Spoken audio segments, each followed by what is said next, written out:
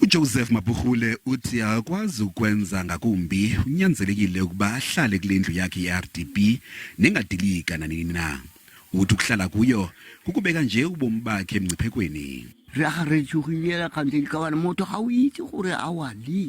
Uthi uhleli nje unoloyiko njengokunganalwazi lokuba ingadilika nini na indlu yakhe. Abanye babahlali bazama ukunciba ezintanda kodwa zange kuncede oko.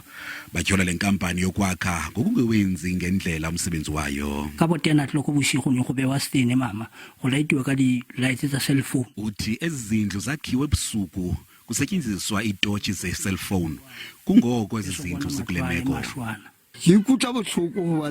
Uthi imeko yakhe imbi kakhulu njengoko kungekho apho ngaya khona kwaye umdala ngoku.